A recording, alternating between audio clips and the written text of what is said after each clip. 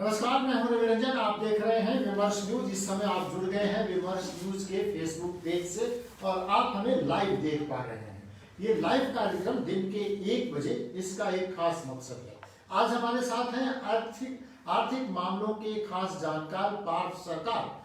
अर्थशास्त्र के विशेषज्ञ के तौर पर पार्थ सरकार एक राजनीतिक विश्लेषक के तौर पर भी हम उनको पहचानते जानते हैं, सामाजिक कार्यकर्ता के तौर पर भी उनकी पहचान है। लेकिन आज हम पार्थ सरकार से बातचीत करेंगे कि केंद्र सरकार ने जो इस बार 2022 का बजट पेश किया, उसमें क्या कुछ ऐसी बातें हैं जो आम आदमी को समझना जानना चाहिए। देश को क्या मिला, आम आदमी को क्या मिला, और जो सबसे ज्यादा जिनकी नजर इस पर रहती है, मध्यम वर्ग जो है, देश का मध्यम वर्ग, उसको इस बजट से क्या हासिल हुआ, इन सब चीजों पर चर्चा करेंगे। लेकिन प्रधानमंत्री कल जब अपने पार्टी कार्यकर्ताओं को संबोधित कर रहे थे और संबोधन में उन्होंने कहा कि ये एक ऐतिहासिक बजट है। उन्होंने ये कहा कि पहली बार 7 साल का हमारी सरकार का ये चमत्कार है कि जीडीपी 110 लाख करोड़ से बढ़कर 230 लाख करोड़ का हो गया। ये प्रधानमंत्री दावा कर रहे हैं कि उनकी सरकार की 7 साल का ये चमत्कार है। कितना चमत्कार है, इस बजट को हम लोग कैसे समझते हैं। सबसे पहले हम पार्थ सरकार आपका स्वागत करेंगे विमर्श न्यूज के इस कार्यक्रम में, और आपसे हम जानना चाहेंगे, आपने देखा है इस बजट को, आपने किस तरह से समझा इस बजट को। देखिए, यह बजट जब आया तो मीडिया का बड़ा सेक्शन, जिसको गोदी मीडिया भी कहते हैं, इसका स्वागत किया। इसने कहा कि बहुत अच्छा बजट है, जैसा कि कहा जाता है। हाँ, वो और यह जो खास बात रही वो यह इन लोगों का कहना था कि अब पॉपुलिज्म से रिफ्रेन किया। ये जो है पॉपुलिस्टिक नहीं है, यह माने अर्थव्यवस्था को गति देने के लिए बजट है। यह कुछ छोटा मोटा जो है चीज देकर, लोगों को देकर अपना काम तमाम नहीं कर रहा है। हाँ। लेकिन तब हम लोग जब बजट पर बात करेंगे तो हमको कंटेक्चुअलाइज करना चाहिए कि किस जो पूरा वातावरण है उसका जो परिप्रेक्ष्य है क्या है। और वह है कि 2 साल के पैंडेमिक के बाद और उसके पहले जो है 2018-19 में 3.7% जीडीपी ग्रोथ था, मार्क स्लोडाउन था, जो कि बजट में, उस साल के बजट में निर्मला सीतारमण ने जिसका जिक्र ही नहीं किया। हाँ। तो इन लोगों का तरीका है कि जो इनके पक्ष में सच्चाई नहीं है उसको दबा दो, उस पर बात नहीं करो। तो और क्या क्या हुआ कि 45 ईयर हिस्टोरिक, ये बिफोर द पैंडेमिक के पहले, कोविड-19 ही बने। उसके पहले 45 साल में सबसे हाई अनएम्प्लॉयमेंट रेट था, और वह एनएसएसओ का फिगर्स था। एनएसएसओ के फिगर्स को दबा दिया गया, इलेक्शन के बाद उसको जो है जारी किया गया, उस पर सवाल उठाए गए, जिसके कारण चीफ स्टैटिस्टिशियन रिजाइन कर दिया प्रणब सेन ने। तो ये सारी चीजें हुई। तो जहां तक आंकड़ों की बात है तो वह भी जो है, इसके आंकड़ों पर भी लोगों को शक होता है, अर्थशास्त्रियों को शक होता है। और ये पूरा बजट जो ये लाते हैं या कोई भी काम करते हैं तो लगता है कि बड़ा पब्लिक रिलेशंस एक्सरसाइज है। जैसे डिमोनेटाइजेशन किए, नोटबंदी से क्या हासिल हुआ? कुछ नहीं हासिल हुआ, लेकिन उसके बारे में ये चुप्पी साध लेते हैं। तो बहुत सारी चीजें तो जैसे मीडिया में आ गया है, जैसे रवीश कुमार ने एनडीटीवी में चलाया, तो उन्होंने दिखाया कि कैसे 2022 तक सबों को घर देना, बेघरों को घर दे देना है, और क्या कहते हैं, कई तरह के स्मार्ट सिटी और डबलिंग ऑफ इनकम जो है, किसानों का इनकम को डबल कर देना, ये सारी चीजें। पिछली बार कहा था 2 करोड़ को रोजगार देंगे, इस बार 60 लाख लोग। हाँ, वो सारा चीज जो है वो दबा दिया गया। 2022 अब 2047 हो गया। तो यह चीज चल रहा है जी। तो हम जब कंटेक्चुअलाइज करते हैं तो हम देखते हैं कि इतना ज्यादा डिस्ट्रेस है पूरे इकोनॉमी में। उसमें परिस्थिति यह है कि करीब सीएमआई का आंकड़ा है कि अगर जो कई मजदूर जो हैं, कई जो लेबर फोर्स के लोग हैं, वो अब नौकरी नहीं ढूंढ रहे हैं। वो रोजगार नहीं ढूंढ रहे हैं, वो डिस्करेज हो रहे हैं। और उसको अगर ऐड कर ले तो करीब करीब 4.27 करोड़ लोग अनएम्प्लॉयड हैं। अब ऐसी स्थिति में हम लोग तो आशा कर रहे थे कि अनएम्प्लॉयमेंट पर सरकार कुछ ना कुछ करती है, इस पर चुप्पी है। इन्फ्लेशन पर चुप्पी है, जबकि इन्फ्लेशन लगातार बढ़ रहा है। इन्फ्लेशन पेट्रोल के दाम भी बढ़ने वाले हैं वर्ल्ड मार्केट में, और दूसरी ओर यूएस को अगर देख लीजिए तो यूएस में जो है इंटरेस्ट रेट्स बढ़ने वाले हैं इन्फ्लेशन के चलते, तो उसका क्या असर होगा, रुपया यहाँ जो डॉलर्स आ रहे हैं वो फिर वापस जाएंगे, क्या स्थिति होगा, क्योंकि बेहतर अगर रेट मिलेगा तो वहां चला जाएगा। वो दोनों के फर्क पर इन लोग जो है कैपिटल का आना जाना होते रहता है। तो ये सारे चीज में, और दूसरी तरफ से एक पैंडेमिक इंड्यूस्ड एक क्राइसिस भी है, और उसके पहले भी स्थिति खराब थी। तो ऐसी स्थिति में हम लोग सोचते थे कि सोशल सेक्टर्स पर कुछ करेंगे, जैसे अनएम्प्लॉयमेंट हुआ, एजुकेशन लर्निंग लॉस है 2 साल का, इसमें सरकार ने क्या किया। हम आपको ये हम दर्शकों को ये बताते चले कि अभी आप विमर्श न्यूज पर जो देख रहे हैं, पार्थ सरकार हमारे साथ है, अर्थशास्त्र के जानकार हैं, और आज हम लोग बजट का एक तरह से उसको हम जैसे प्याज से छिलके उतारते हैं परत दर परत हम उसको उतार रहे हैं। कुछ बिंदुओं पर अलग अलग चर्चा करते हुए हम आगे बढ़ेंगे। सबसे ज्यादा तो बजट पर नजर रहती है आम आदमी, नौकरी पेशा वाले लोगों को, और लोग ये सोचते हैं कि इस बार इनकम टैक्स के स्लैब में थोड़ी कमी होगी, कुछ कटौती होगी तो उनको राहत होगी। लेकिन इनकम टैक्स के स्लैब में कोई बदलाव नहीं हुआ, और पिछले 9 बार से ये नहीं हुआ। तो इससे इसका असर क्या पड़ रहा है, मैं आपको ये बता रहे थे कि टैक्स फ्री इनकम का दायरा नहीं बढ़ेगा, टैक्स स्लैब रिवाइज नहीं होगी, और कॉर्पोरेट टैक्स को 18% से घटाकर 15% कर दिया गया है। इसको आप किस तरह से देख रहे हैं, जो इनकम टैक्स है ये 9 साल में कोई बदलाव नहीं हुआ। मैं तो एक बात बोलना चाहूंगा कि जहां तक मिडिल क्लास है उसके लिए कोई राहत है नहीं है जी। सरकार निश्चित है कि मिडिल क्लास इसका सॉलिड सोशल बेस है, तो क्यों कुछ करे।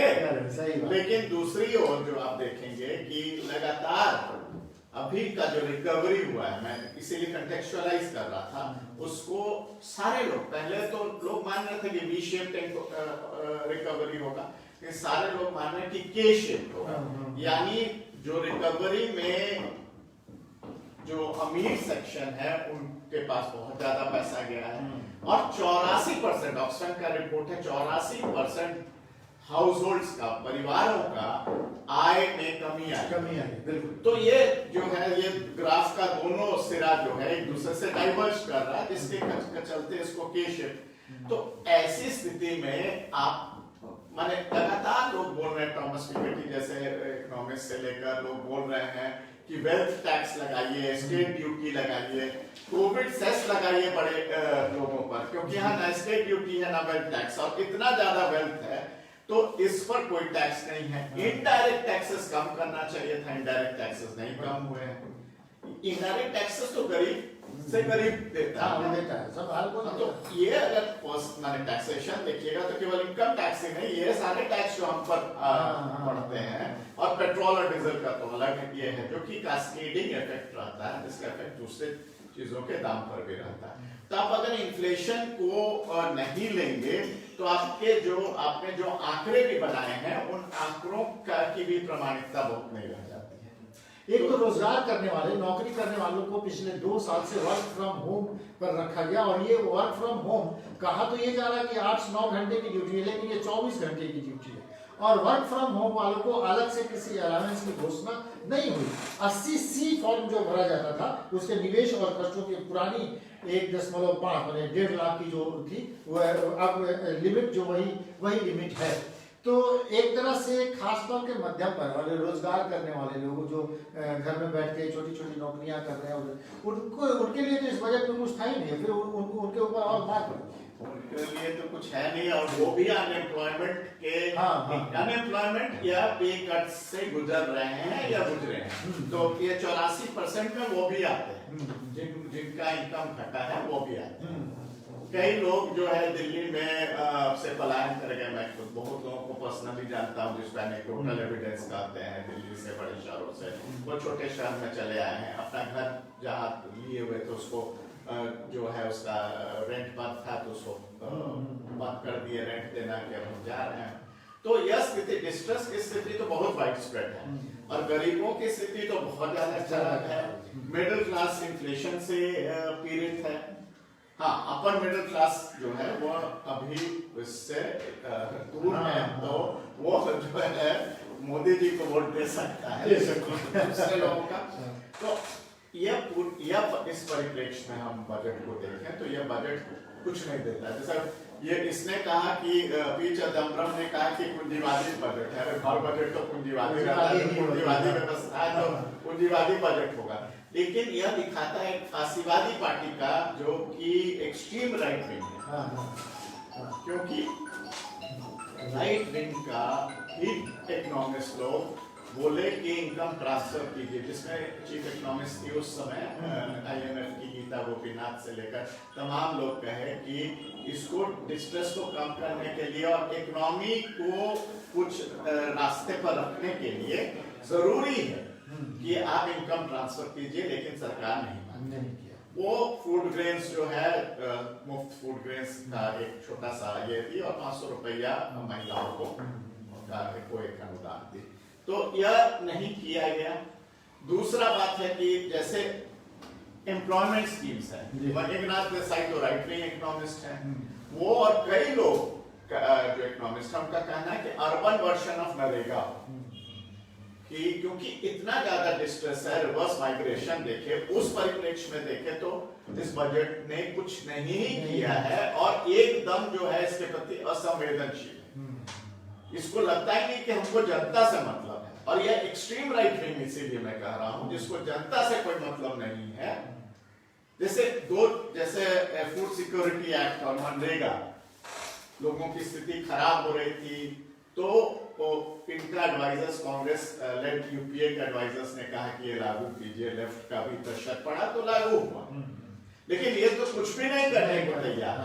तो ये एक्सट्रीम राइट विंग का ये है जो कि अच्छा फार्मर्स का देख लीजिए, फार्म सेक्टर में इन्होंने कुछ नहीं ऐसा किया। अच्छा, उम्मीद थी कि कुछ करेंगे क्योंकि अभी आंदोलन खत्म हो गया। रूरल डेवलपमेंट में इन्होंने कमी की है। रूरल डेवलपमेंट में जो है 2.07 जो है लाख से ये 2.06 लाख कर दिए हैं, डाउन बाय 0.3% है। किया जी, हाँ, तो इन्होंने रूरल डेवलपमेंट में काम कर दिया। जो भी खर्च हो रहा है उसका एक बड़ा पोर्शन डिजिटाइजेशन में खर्च हो रहा है। तो आप जानते हैं कि कौन कंपनी सब गेन करेगी। अच्छा, ये सरकार ने अपने जीएसटी की बहुत तारीफ की, इसमें मतलब जीएसटी से ये बहुत फायदा हो गया, MSME के लिए पैकेज दे दिया, कोरोना के सबसे ज्यादा प्रभावित कारोबारी हुए उसे, और सरकार ने पिछले साल MSME के लिए 15,700 करोड़ रुपए का ऐलान किया था, इस बार भी पैकेज का ऐलान किया गया। इसके साथ ही जीएसटी पर माने सरकार अपने ही फील गुड फैक्टर में वो है कि बहुत करते रहती है जी। इसका एक वजह यह भी है कि इन्फ्लेशन के चलते भी जीएसटी में कुछ बॉयंसी है, और उधर के दिनों में नहीं जो दिया गया था वो कुछ पेंट अप डिमांड था, उसके चलते जीएसटी में एक बढ़ोतरी है। उसको अगर हम लोग रहने देते हैं तो ऑन द होल जो दूसरी बात आप कह रहे थे, जीएसटी के अलावा कौन सी बात कर रहे थे हम? MSME में MSME 20 लाख करोड़ का पैकेज अनाउंस हुआ था मई 25, 2020 में हुआ था। उस वो लोन गारंटी का था, तो माने ऐसे ही भट्टा हमारा बैठ रहा है, हम फिर से लोन लें और उस पर सरकार गारंटी दे, तो वो कितना ही चला। इसका ये है कि RBI अब सोच रही है कि एक्सेस जो लिक्विडिटी बैंक्स के पास गया उसको कैसे सोचेगा, तो रिवर्स रेपो रेट में वो जो है करने की सोच रही है। तो ये सारी चीजें जो है दिखाती है कि MSME के लिए कुछ नहीं है, और फिर ये सबसे बड़ा रोजगार क्रिएटिंग सेक्टर में से, और MSME बहुत बड़ा रोजगार सृजन का ये क्षेत्र है। क्षेत्र। और इसके लिए जो है अभी का बजट क्या देखिएगा, उसको भी बजट का ही पाठ बोली थी, तो उसका देख लीजिए, उसके आईने में अभी हाँ ये कम पिछली बार से क्योंकि इनका जो प्रॉमिस रहता है ना, मैं तो इस साल का बजट खाली देखा हूँ और कुछ पिछले साल का। हाँ। ये तो लगता है कि इनके पूरे रेजिम का बजट देखना चाहिए कि क्या क्लेम किए, क्या हुआ। हाँ 6,000 करोड़ रुपए एमएसएमई के लिए वो कहा।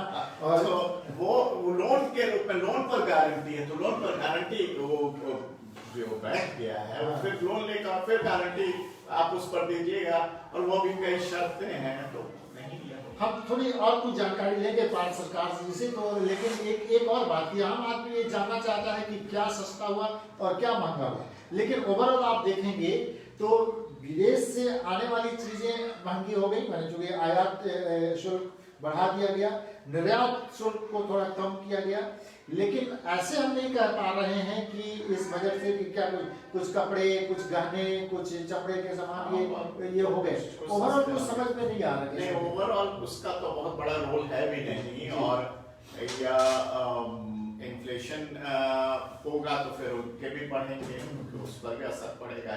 और इन्फ्लेशन सभी चीज से लगता है इन्फ्लेशन बढ़ेगा, आरबीआई इसीलिए तैयार है कि थोड़ा रेट्स बढ़ाएं।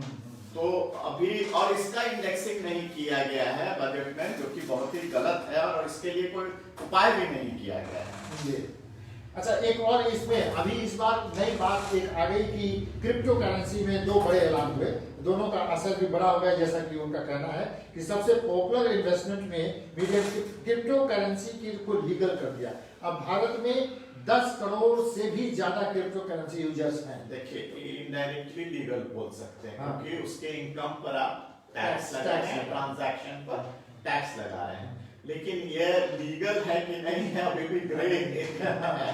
और दूसरी बात है, सरकार कभी इसको इलीगल बोलने वाली थी, कभी लीगल बोलने वाली थी, तो यह जो है, और यह डिजिटल एसेट की बात हुई है, करेंसी नहीं। करेंसी तो आरबीआई इशू करेगा। हाँ, ये डिजिटल एसेट की बात है, जिसमें नॉन फंजिबल टोकन की भी बात है, जैसे गाना वाना सब रहता है इसमें, तो उससे जो इनकम आएगा उस पर टैक्सेशन की बात है। तो इनडायरेक्टली आप कह सकते हैं कि इसको एसेट क्लास मान लिया गया, लेकिन जोखिम तो है, देखिए बहुत बड़ा जोखिम है। एक तो क्रिप्टो करेंसीज जो है, यह शास्त्रियों के बीच में सवाल उठता है कि अगर ये इतना ज्यादा उतार चढ़ाव होता है, मनी स्टोर ऑफ वैल्यू है, तो इतना ज्यादा वैल्यू में ये होगा तो स्टोर ऑफ वैल्यू के रूप में नहीं काम करेगा। मनी मीन्स ऑफ पेमेंट है, हम मीन्स ऑफ एक्सचेंज देते हैं, हम आपको दिए कि इतना में ये आप हमको पैसा दे दिए, आप तक पहुंचते पहुंचते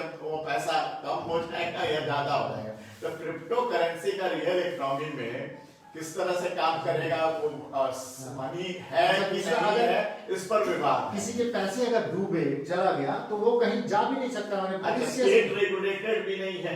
हाँ। तो टेस्ला बोलता है कि हम जो है बेच देंगे, हम अपना इशू करेंगे, तो धड़ाक से नीचे गिरता ये तो क्रिप्टो करेंसी यूज करने के लिए सरकार ने जो इसमें कहा है, डिजिटल एसेट्स के ट्रांसफर करने पर 1% टीडीएस लगाने की बात कही गई इसमें। और रिजर्व बैंक ऑफ इंडिया ने इस बार नया डिजिटल करेंसी लाया। ये डिजिटल करेंसी को हम लोग किस तरह से समझे, ये क्या है डिजिटल करेंसी? देखिए, इस पर तो होगा ही, आगे चर्चा होगी, आगे क्लियर होगा तभी पता चलेगा। अभी बहुत क्लियर नहीं है ये डिजिटल करेंसी इसको कहा जाए, क्या डिजिटल करेंसी का क्या जो है संबंध होगा दूसरे करेंसी से। वैसे तो डिजिटल पेमेंट्स हम लोग करते ही हैं, डिजिटल करेंसी का क्या ये होगा, ये क्रिप्टो करेंसी होगा, क्या करेगा। अब इसका बहुत सारे, देखिए बहुत सारे बातें हैं जो कि बजट में क्या डिस्कस किया जाए। इसका एक इकोलॉजी के हिसाब से भी बजट है, क्योंकि माने इसका असर है, इसका क्रिटिसिज्म। तो जहाँ ब्लॉकचेन माइनिंग होता है वहाँ बहुत ज्यादा कार्बन फुटप्रिंट देखा गया है, तो इसलिए यह आगे की बात है। आगे और हम दर्शकों से ये भी कहेंगे तो देखिए आज सरकार जी उसका विश्लेषण कर रहे हैं बजट में क्या कुछ है क्या कुछ नहीं है। हेल्थ सेक्टर में इस सरकार ने इस बार, जबकि एक बहुत बड़ी महामारी से पूरी दुनिया जूझ रही थी, भारत तो जूझ रहा, हमने वैक्सीन बनाया और सब कुछ किया, लेकिन हेल्थ सेक्टर में पिछली बार 2.38 लाख करोड़ रुपए दिए गए थे और इस बार इसे 50% बढ़ाए जाने की उम्मीद थी, लेकिन ऐसा हुआ नहीं। हेल्थ इंफ्रास्ट्रक्चर पर फोकस करने का ऐलान हुआ है और नॉर्थ ईस्ट के हेल्थ और अन्य डेवलपमेंट पर फोकस हुआ है। तो नॉर्थ ईस्ट के 112 जिलों में 95% हेल्थ इंफ्रा मजबूत करने की बात हुई है, लेकिन पूरे देश में जहां ऑक्सीजन के प्लांट लगाने की बात कही गई थी, कोई अलग से आपने हेल्थ के बारे में कुछ किया नहीं इस बजट में लोगों को? इस बजट में जो है वो केवल 1% का जंप है, जो कि इन्फ्लेशन के हिसाब से शायद 86,000 करोड़ है जी। ऑक्सफैम का रिपोर्ट बोलता है कि बजट जो है यह 10% 2001 में जो ये हुआ था वो रिवाइज एस्टिमेट्स 2020-21 से 10% कम। तो स्थिति यह है कि पूरा अच्छा हेल्थ में फिर डिजिटाइजेशन वाली बात फिर आ जाती है, तो अच्छा खासा ले जाएगा। तो हेल्थ में एक तो आयुष्मान भारत ले आया। आयुष्मान भारत जो वो कार्ड्स हैं, वो कार्ड्स शायद 30% को इश्यू हुआ अभी। तो उसमें उसके बारे में आप कुछ नहीं कह रहे हैं, वो उसका क्या सक्सेस रेट है, उसकी क्या स्थिति है, वो भी खराब है। आप इंश्योरेंस बेस्ड मॉडल ला रहे हैं, आप थोड़ा पब्लिक स्पेंडिंग बढ़ाए हैं गवर्नमेंट हॉस्पिटल्स पर, लेकिन वही है कि नॉर्थ ईस्ट में आप नया जगह दे रहे हैं। और तो ऑन द होल जो है बहुत ही खराब स्थिति है हेल्थ स्पेंडिंग की। और कोविड के बीच में ऐसी स्थिति है, क्योंकि कोविड ने नंगा कर दिया कि क्या स्थिति है। ऑक्सीजन की बात हो, बेड्स की बात हो, ये बहुत ट्रॉमेटिक पीरियड है। जीवन रक्षक दवाएं तक उपलब्ध नहीं थी, माने पैरासिटामोल के लिए मुश्किल हो गई दवाएं। तो ये पूरी स्थिति जो है यह दिखाता है कि हेल्थ में जो है इनका कोई पॉलिसी सस्टेन ये पॉलिसी ही नहीं। और ये बजट जब कट हो रहा तो आप समझ सकते हैं कि क्या स्थिति है। इसी तरह से खेल कला संस्कृति में भी बजट को कम किया गया और मैंने इस बार तो हमारे यहाँ ओलंपिक में खिलाड़ियों ने बहुत अच्छा किया, तो उम्मीद थी कि उसमें कुछ बजट बढ़ाया जाएगा, लेकिन और कम किया। पिछले बार से भी ये बजट को कम किया। हम एक महत्वपूर्ण बात कर रहे थे कि रेलवे के बजट को इसमें आप जब दर्ज कर रहे हैं तो रेलवे के बारे में कुछ पॉइंटर्स आपको देने चाहिए थे कि मैंने हमने क्या क्या किया, लेकिन कुछ एक बातें कह के और बजट से वो निकल गई और कुछ खास नहीं। वो है डेडिकेटेड फ्रेट कॉरिडोर में, पता नहीं ऐसा तो शायद जितना किलोमीटर ऐड करने का है, मुझे याद नहीं है एग्जैक्ट फिगर्स, लेकिन वो ऐड आज तक नहीं होता आया है, ना इनके बस की बात है। दूसरी बात है कि वो 400 वंदे भारत ट्रेन चलाएंगे, 400 नई ट्रेन है, और जबकि अभी तक ट्रेन नॉर्मल नहीं हुए हैं। बहुत बुरी स्थिति है। इसको कैसे पटरी पर लाएंगे, इनका कोई इन्होंने कुछ नहीं बताया है। फेयर्स इतना बढ़ा दिए गए थे। अच्छा, वो अभी भी कम नहीं हुए, अभी भी अलग अलग फेयर्स बढ़े हुए हैं और बढ़े हुए हैं। तो ये क्या करेंगे? और बहुत सारी चीज तो आउट ऑफ बजट इन लोग करते हैं। तो आउट ऑफ बजट करने की आदत हो गई है, तो आउट ऑफ बजट हो सकता है कि कुछ और बोले लोग। कुछ एक दो बिंदुओं पर हम आपसे समझना चाहेंगे। किसानों के लिए जो ये कहा कि एमएसपी का 2.37 लाख करोड़ रुपए सीधे किसानों के खाते में जाएंगे, ये तो उम्मीद थी कि जो 6,000 रुपए दिए जा रहे थे किसानों को उसको बढ़ाया जाएगा 9,000 तक या कुछ करेंगे, लेकिन वो तो हुआ नहीं। तो उसके लिए भी शायद एलोकेशन जो है लगभग बराबर है और बहुत कम इन्फ्लेशन लेंगे तो बहुत कम इंक्रीज होगा। तो ये एमएसपी का जो पैसा उनके उसमें जाएगा, लेकिन जब आप एमएसपी को कानून ही नहीं बना रहे, एमएसपी के लिए कोई आपके पास वो है नहीं, तो आप कौन सा पैसा दे रहे थे?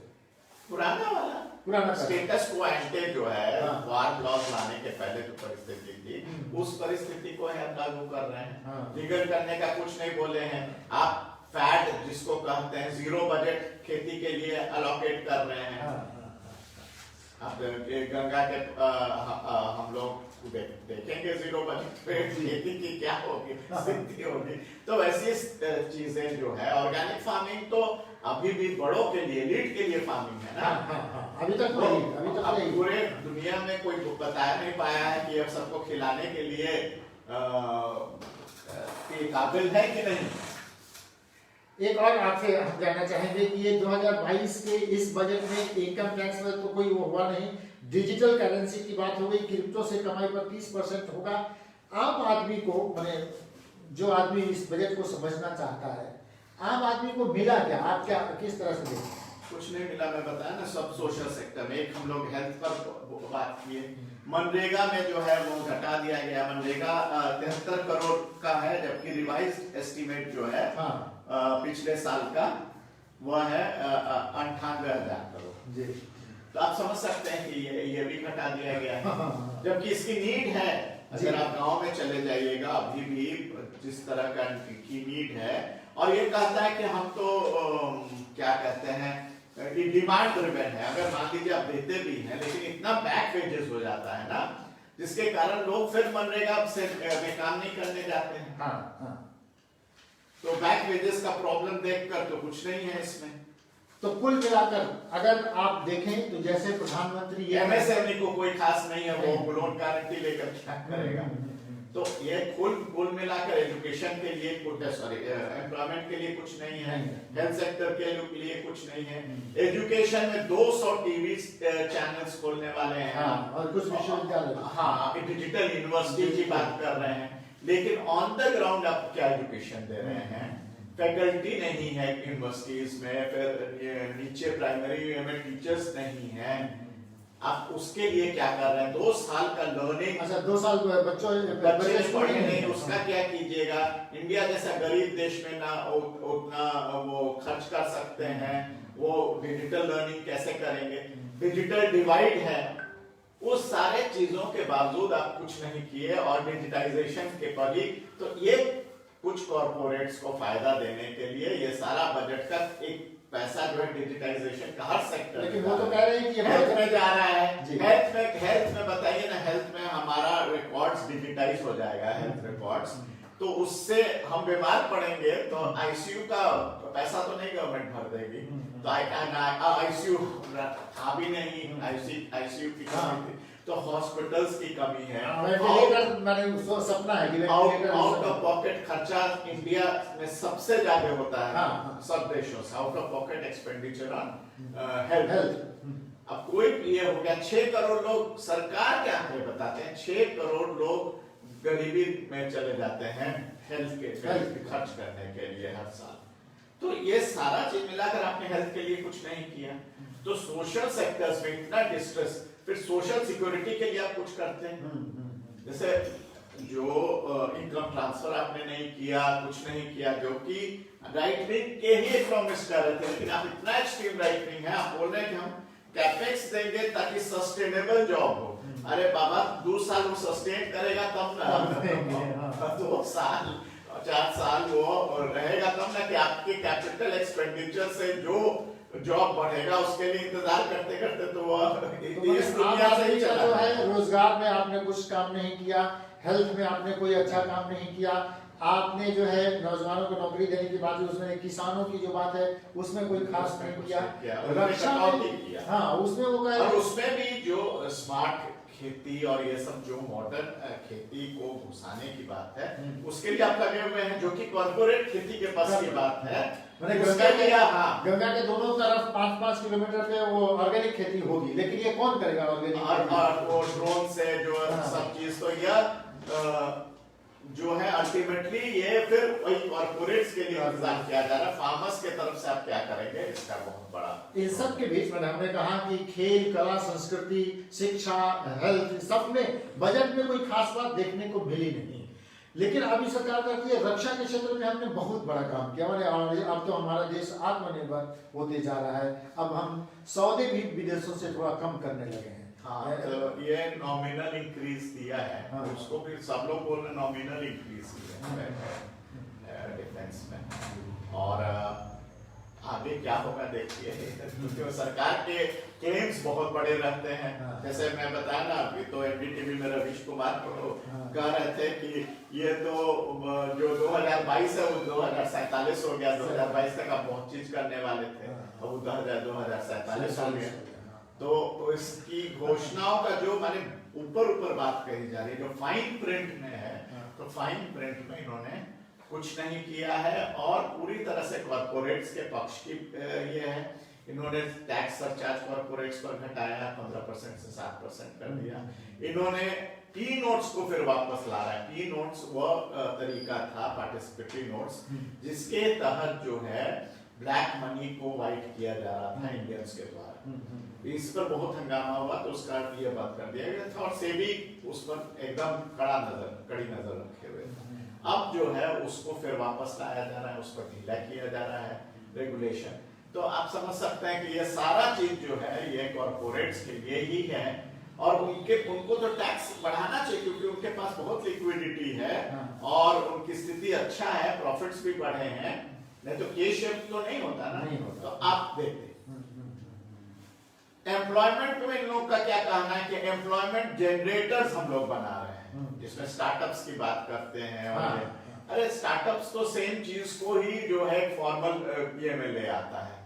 और स्टार्टअप्स जो है, स्टार्टअप्स की जहां तक बात है आगे के दिन में उनकी क्या फंडिंग की स्थिति रहेगी, क्योंकि अभी जो है ऐसे जो लॉस में चल रहे हैं उन पर खर्च करने से ज्यादा जो है अब वैल्यू स्टॉक्स जिसको कर रहे हैं या वैल्यू कंपनीज में वो खर्च करने की ओर मुहिम दिख रही है कैपिटल का। तो आगे की क्या स्थिति होगी हम लोग नहीं जानते हैं और स्टार्टअप से नौकरी जो है इंडिया जैसे देश में उतने बड़े पैमाने पर नहीं मिलने वाला है। ये एग्रीगेटर्स है। आप तो अर्थशास्त्र के अच्छे जानकार हैं। इस बार गांधी की पुण्यतिथि पर ये बात खूब चर्चा में रही कि गांधी का अर्थशास्त्र जो है वही देश का अर्थशास्त्र होगा। Economy of peace, economy of permanence, economy of cow की बात करें। आप देखते हैं कि गांधी का अर्थशास्त्र ही इस देश का अर्थशास्त्र होना चाहिए। आप उसको इस तरह से कह सकते हैं? देखिए माने पॉलिटिकल आइडियोलॉजिकली मैं मार्क्सवादी हूँ तो मैं तो गांधी की बात नहीं करूंगा और वह मुझे प्रैक्टिकेबल भी नहीं लगता है। लेकिन इन लोग जब ये सब बारी बातें करते हैं तो बातें करते हैं, वो मुहावरा बनाते हैं, उससे ज्यादा कुछ करते नहीं। माने छोटे मध्यम लघु उद्योग कुटीर जो है घरेलू उत्पाद ये इन सब की बात अगर आप कर रहे हैं तो उसके लिए आपको उस बजट में भी वो झलक दिखनी चाहिए थी कि आपने नहीं, वो तो नहीं है। तो हम लोग भारत सरकार से ये बातचीत कर रहे थे कि इस बजट में क्या खास बात है और इसको जो कहा जा रहा है कि अग्र सोची माने ये आगे 20 साल आगे की ये बजट है तो 20 साल आगे क्या होगा ये जानना बहुत मुश्किल है। आम आदमी तो इसको शायद ही समझ पाए। इसीलिए आज हम लोग भारत सरकार जी से बातचीत कर रहे हैं। आप कुछ और बिंदुओं पर इशारा करना चाहेंगे? आप नहीं, यही है कि जो इतना बड़ा डिस्ट्रेस का पोजीशन है, क्राइसिस है अनएम्प्लॉयमेंट का, ये सारा चीज को और आप बोल रहे हैं एक चीज जिसको बहुत की कैपेक्स पे कैपिटल एक्सपेंडिचर में 35% का इंक्रीज हुआ। इसमें कुछ घपलाबाजी भी है, यानी जो स्टेट्स को ग्रांट्स दिए जाते थे उनको लोन में बदल दिया गया है। रेवेन्यू एक्सपेंडिचर में आता था उसको कैपिटल एक्सपेंडिचर आप दिखा रहे हैं, उसको छोड़ दीजिए। 35% का इंक्रीज फेस वैल्यू पर भी दे, लेकिन जॉब्स आने में लैग होगा, उनका जेस्टेशन पीरियड लंबा रहता है इंफ्रास्ट्रक्चर प्रोजेक्ट्स का। तो इस बीच लोगों का जो स्थिति है तो और भयावह होगी। उस आप इतना बड़ा जब देख रहे हैं कि अनएम्प्लॉयमेंट की स्थिति थी कि क्या जो छात्रों का जो अभी हुआ रेलवे की परीक्षा में तो 1.5 करोड़ 4th ग्रेड के लिए परीक्षार्थी फॉर्म भर देते हैं। तो ये बताता है कि कितने बेरोजगार हैं। 1.5 करोड़, हम 80 करोड़ लोगों को कहते हैं कि हमने मुफ्त राशन दिया। आपको लायक नहीं लगती कि आप मुफ्त राशन देने लायक 80 करोड़ लोग हैं इंडिया में। आप इसको बहादुरी की बात सोचते हैं? अच्छा, ये पलायन जो हुआ तो छोटे छोटे उद्योग धंधे जो कर रहे थे या उसमें काम कर रहे थे सो अपने गांव की तरफ चले आए। तो गांव में जो खेती बाड़ी पर भी एक अलग से बर्डन हो गया, बढ़ गया है। बीएलएफएस का जो सर्वे है, पीरियोडिक लेबर फोर्स सर्वे, सब बताता है कि बर्डन बढ़ा है। तो ये पूरी स्थिति से पार पाने के लिए आपके पास कोई विजन नहीं, कोई विजन नहीं है, केवल कॉर्पोरेट्स को। और हाँ, आप विजन दिखा रहे हैं डिजिटाइजेशन, ठीक है, लेकिन डिजिटाइजेशन ही चीज नहीं है। आपको बहुत सारे चीज जो है जैसे लर्निंग आउटकम्स इतना खराब है, अभी लर्निंग नहीं हो रहा है, उस पर ध्यान दीजिए एजुकेशन में। हेल्थ पर आप गवर्नमेंट का सिस्टम को छोड़कर कॉर्पोरेट सिस्टम पर भरोसा कर रहे हैं, और वह स्पष्ट रूप से इकोनॉमिक सर्वे, पिछले इकोनॉमिक सर्वे में था जबकि पैंडेमिक था। तो आप पूरी चीज को जो कर रहे हैं वह जो है वह उसमें जनता की भागीदारी नहीं नहीं, और जनता को छोड़कर आप सोच रहे हैं 2047 के अमृत काल या अमृत काल में जाएंगे। तो अमृत जरूर पूंजीपतियों के लिए है, अमृत गरीबों के लिए है, और white section of middle class को भी डिस्ट्रेस से गुजरना पड़ा इस बीच, और वो भी उसकी भी स्थिति खराब है। तो चलिए, ये बजट को हम लोगों ने समझने की कोशिश की, भारत सरकार अर्थशास्त्र और अगर देख रहे हैं कि इतनी बुरी स्थिति है तो लोग कल जब उठ खड़े होंगे तो इनको भी सोचना पड़ेगा कि हम भागें। इनको भी भागना पड़ेगा, ये रह नहीं सकते हैं, लोग उठ खड़े हो रहे हैं, चाहे किसान लोग हो चाहे छात्र हो। जी जी बिल्कुल। छात्रों का आंदोलन ये बता रहा है कि देश में किस तरह से बढ़ती बेरोजगारी के कारण लोग परेशान हलकान हैं, और कोविड के कारण तो लोगों की मुश्किलें और बढ़ी हैं। इस बजट को आम आदमी ने ठीक ढंग से समझा ही नहीं, उसको समझ में ही नहीं आया, लेकिन कुछ बारीकियों को हमने अभी भारत सरकार जी से समझने की कोशिश की। हम आगे भी ऐसे कुछ खास बिंदुओं पर बातचीत करते रहेंगे। देखते रहिए विमर्श न्यूज। विमर्श न्यूज पर आप हमारे चैनल, यूट्यूब चैनल को भी आप देख सकते हैं। हमारे यूट्यूब चैनल को आप जल्दी से सब्सक्राइब कीजिए। आप जाइए www.vimarsnewslive.com पे हमारे चैनल को सर्च कीजिए, उसे सब्सक्राइब कीजिए, उसके बगल में जो बेल आइकन है उसको भी दबाइए ताकि आपको समय समय पर नोटिफिकेशन मिलता रहे। हम आपसे ये भी आग्रह करेंगे कि हमारे वेबसाइट पर भी जाकर आप खबरें पढ़ सकते हैं। ऐसी कुछ खास बातें जिन बिंदुओं पर चर्चा बेहद जरूरी है। अगर आपके मन में ऐसे कोई विचार है तो आप हमें ये सुझाव दे सकते हैं। तो विमर्श न्यूज के आप अपने कमेंट बॉक्स में जाइए, अपना कमेंट लिखिए, और हम आपके सुझावों को अपने कार्यक्रमों में शामिल करेंगे, ऐसा हम आपसे ये वादा करते हैं। तो देखते रहिए विमर्श न्यूज। आज अभी तक के लिए बस इतना ही। भारत सरकार जी को बहुत धन्यवाद। फिर किसी विषय पर हम आपको फिर आमंत्रित करेंगे। बहुत धन्यवाद, नमस्कार।